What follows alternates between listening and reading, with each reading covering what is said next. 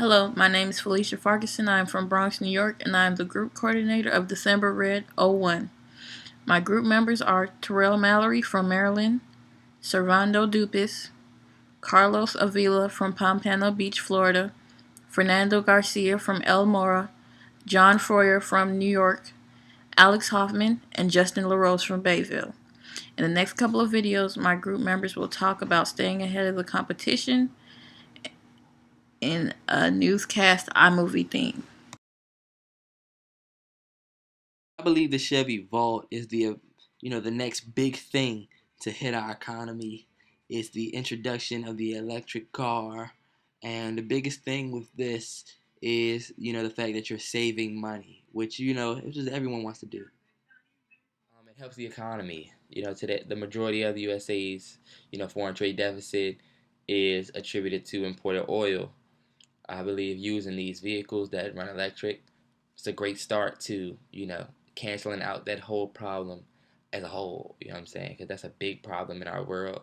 You know what I'm saying? We're going to war and taking over different countries and stuff like that, for oil, trying to work deals. I feel like if we can have all of our cars run off electric within our own country, and if we have any electric problems, something like that, it'll be within ourselves and not with, another country like Libya, or you don't have to worry about oil spills like BP in the Gulf of Mexico. We don't have to worry about that if we all run electric. I feel like it's the future of the world. So I do believe that electric cars are the next big thing. So you want to know what the next big thing is?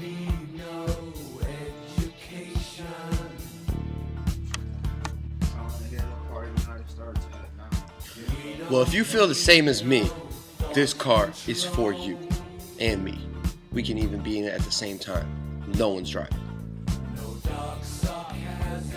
And watch a movie. All I know is every time I drive my car, I want to eat, text, play video games, and some more stuff while my car drives itself, because I am too busy. Smoke a cigarette? Well, watch this!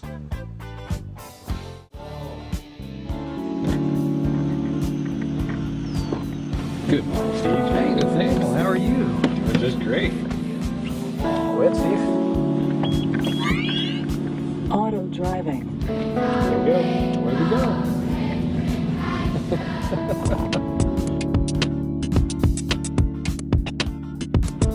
Look, Ron, no hands. No hands anywhere. No hands, no feet.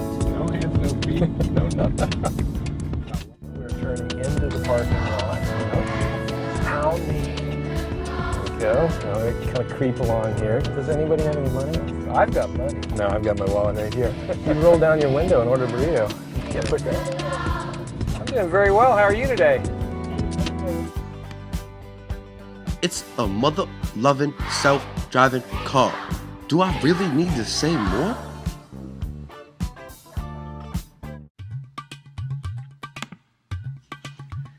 This is my portion of the CSI podcast. My name is Carlos Avila, and I'm here to provide my perspective on the next big thing. The internet and file sharing has drastically changed the way us music fans access new music. It is a two-edged sword. Many artists now have an avenue to have their music be heard where they didn't before, but that avenue was very quickly saturated. These days is basically a full-time job keeping up with music in general, let alone your favorite genre. And it's also very hard to come across new music that really blows you away. I think the future in music will be basically a resurgence in old methods, a resurgence in the DIY aesthetic that came back in the 90s, which basically means live recording, old school recording techniques, a great live show that's definitely going to blow you away when you go, and the product that the bands will be putting out you really have to have something that's tangible, unique, yet affordable. So I think that's the direction that music will be going to.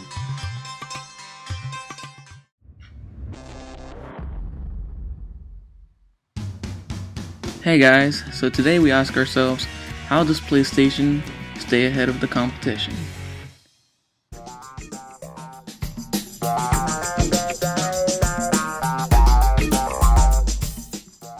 Here we see gameplay from Far Cry 3 on the PS3, with stunning real-world graphics. Controls are simple and easy to maneuver.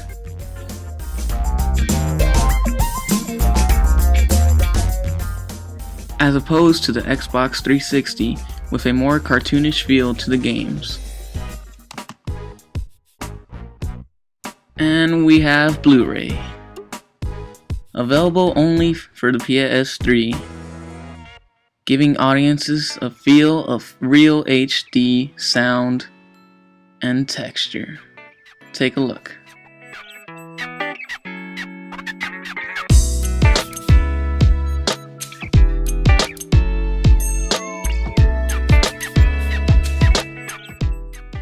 What else does PS3 have up its sleeve?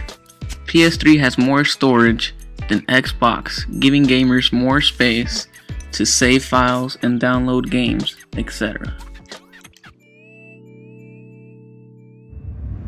But PS3 doesn't give them just yet. It also gives gamers free online gaming with no need to pay $7 through $10 for every month.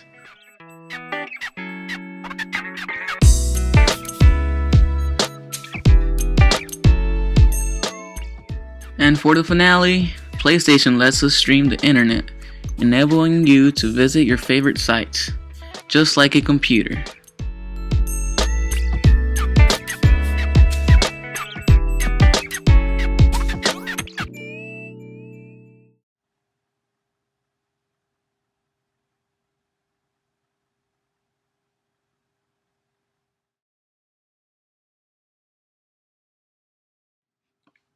How does Apple stay ahead of its competitors? If you're like me and you've converted to Team Apple, then you've realized that life is a lot more efficient. Soon after, you'll find you want to also switch to Mac from any other laptop you might have. I started with an iPod. I found no other MP3 player that could possibly compete with the iPod, and finally I came over to Team Apple. After doing so, it wasn't soon after until my phone changed and then my laptop too. Recently, I discovered that Apple was able to make such advancements with their technology because they invested large amounts of money into other fields of study in technology that other companies hadn't advanced in yet, such as their advanced touchscreen technology that helped the iPad and iPhone progress. Furthermore, by using iTunes, you have the best connection to the world's largest online music database, iTunes. And there are so many cool cases that you can all use.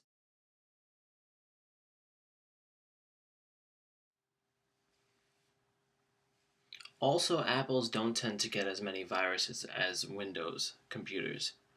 Apples are a little bit safer, and not many hackers target Apples because generally the browser Safari has a less appealing mass. When there are more Windows users, so Internet Explorer and Firefox are targeted more than Safari. Also, the built-in camera on iPhones tends to be much better than the built-in camera on any other cell phone. The megapixel count is much higher, and the pictures are of much greater quality than any other phone out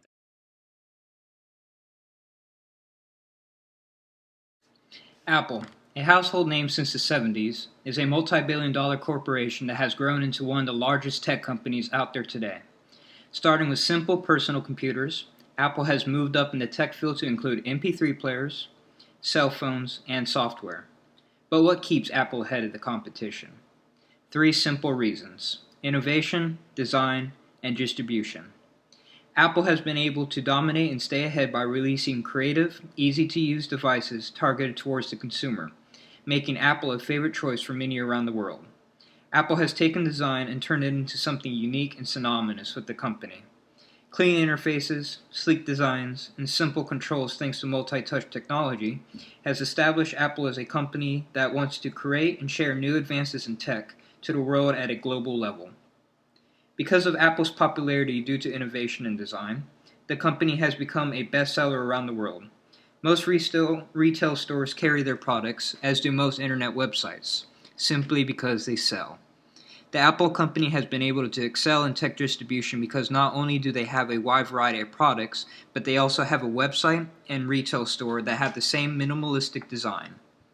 The website is easy to navigate and clean, while the store displays their products for customer tryout, and the checkout process is made easier by getting rid of traditional cash registers and giving the employees card readers to make the checkout process easier and faster. Apple has been able to stay ahead of the competition because of their unique business strategy that continue to help them grow for years to come.